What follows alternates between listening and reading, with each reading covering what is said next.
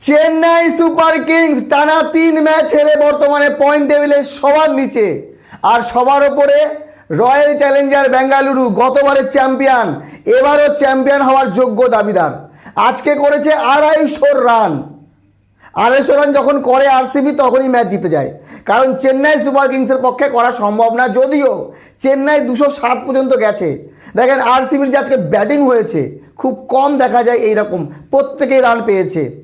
Phil Salt 46, Virat Kohli 28, তারপরে দেবদূত পাডিক্কাল 50 এবং 3 wicket যখন 151 রান 14 ওভারে, শেষ 6 ওভারে রজত পাটিদার এবং টিম ডেভিড মিলে 100+ রান করে। চিন্তা করেন, 19 বলে 48 রজত পাটিদার এবং টিম ডেভিড 70 রান 25 বলে, 19টা 6 মেরেছে আরসিবি।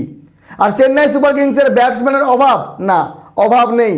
সঞ্জু স্যামসন, ঋতুরাজ গায়কোয়াড়, আয়ুষ মাত্রে, সরফরাজ খান, শিবম দুবে, প্রশান্ত বীর এবং কার্তিক শর্মা, এই দুজনকে 14 কোটি 20 লক্ষ টাকা দিয়ে চেন্নাই সুপার কিংস অকশন থেকে কিনেছে। কত টাকা চিন্তা করেন, 30 কোটি টাকা এই দুজন ব্যাটসম্যানকে দিয়েছে। কিন্তু তাদের একজন সেরা ব্যাটসম্যান সামির রিজভি গত সিজনে 8 কোটিতে নিয়েছিল, তাকে জায়গা মতো খেলায়নি, সুযোগ দেয়নি। কিন্তু সেই সামির রিজভিকে মাত্র 95 লক্ষ টাকায় নিয়ে দিল্লি ক্যাপিটালস কি সুন্দর খেলাচ্ছে, এবং এখন তো অরেঞ্জ ক্যাপ হোল্ডার। তো যাই হোক, চেন্নাই সুপার কিংসের ব্যাটিং আজকে ভালো হয়নি। অ্যাকচুয়ালি চেন্নাইয়ের ব্যাটিং ভালো হলেও বলিং ভালো হয় না, 209 করার পরও হারতে হয়। আজকে চেন্নাইয়ের যে বিদেশি বোলার, দামি বোলার কিন্তু, নূর আহমেদ 4 ওভারে 49 কোনো উইকেট পায়নি। ম্যাট হেনরি 3 ওভারে 36 কোনো উইকেট পায়নি। জেমি ওভারটন 3 ওভারে 42 রান 1 উইকেট নিয়েছে, সঙ্গে কিছু রান করেছে। তো প্রশান্ত বীর যখন 43 রানে আউট হয় তখনই চেন্নাই সুপার কিংস হেরে গিয়েছে। তো মোদ্দা কথা হলো, চেন্নাই সুপার কিংস যদি আরও 2টো ম্যাচ হারে তাহলে আইপিএল 2026 থেকে বিদায়, তারা আর প্লে অফে যেতে পারবে না।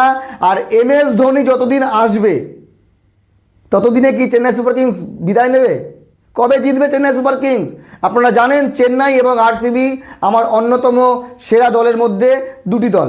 যাই হোক, চেন্নাই সুপার কিংস ভালো খেলছে না, আরসিবি জায়গা মতো খেলছে। আজকে আরও একটি ম্যাচ হয়েছে, সানরাইজার হায়দ্রাবাদ এবং লখনৌ সুপার জায়ান্টস। তো সানরাইজার হায়দ্রাবাদ নিজেদের ঘরের মাটিতে লম্বা এবং শক্তিশালী ব্যাটিং লাইন আপ নিয়ে করেছে মাত্র 156 রান। সানরাইজার হায়দ্রাবাদের কোমর ভেঙে দেয় মোহাম্মদ শামি, প্লেয়ার অফ দ্য ম্যাচ হয়েছে। 4 ওভারে মাত্র 9 রান দিয়ে 2 উইকেট, একটাও বাউন্ডারি, ওভার বাউন্ডারি খায়নি। মোহাম্মদ শামি ট্রাভিস হেড এবং অভিষেক শর্মাকে আউট করে। আর এই দুজন আউট হওয়ার পর আজকের যে পারফরমেন্স আপনারা সবাই দেখেছেন, ঈশান কিষানও কিছু করতে পারেনি, লিভিংস্টোন আউট হয়ে যায় মাত্র 28 রানে 4 উইকেট এবং প্রথম 10 ওভারে মাত্র 35 করে। মনে হচ্ছিল কত করবে আজকে সানরাইজার হায়দ্রাবাদ, কিন্তু নীতিশ কুমার রেড্ডির ভালো একটা ইনিংস এবং সঙ্গে হেনরি ক্লাসেন করে 62 এবং নীতিশ কুমার রেড্ডি করে 56 এবং 156 9 উইকেটে লখনৌ সুপার জায়ান্টসের অত কষ্ট হয়নি।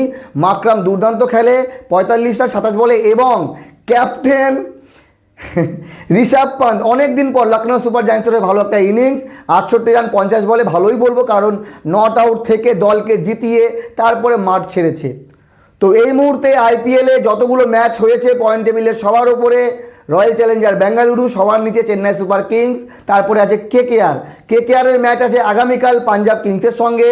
পাঞ্জাব কিংস 2টি ম্যাচই জিতেছে আর কেকেআর 2টি ম্যাচই হেরেছে। কেকেআরের সব থেকে বড় দুর্বলতা তাদের বোলিং, ব্যাটিং খুব ভালো আছে, একেবারে খারাপ বলা যাবে না, ব্যাটসম্যানও ফর্মে আছে, কিন্তু তাদের মেন প্রবলেম হচ্ছে বোলিং। আর যদি বোলিং শুধরাতে না পারে তাহলে কেকেআরেরও হালত হবে চেন্নাই সুপার কিংসের মতো। যাই হোক বন্ধুগণ, আপনাদের মতামত জানাবেন কেমন লাগলো আজকে আরসিবির ব্যাটিং। দুর্দান্ত খেলেছে আর ম্যাচও হয়েছে সেরা।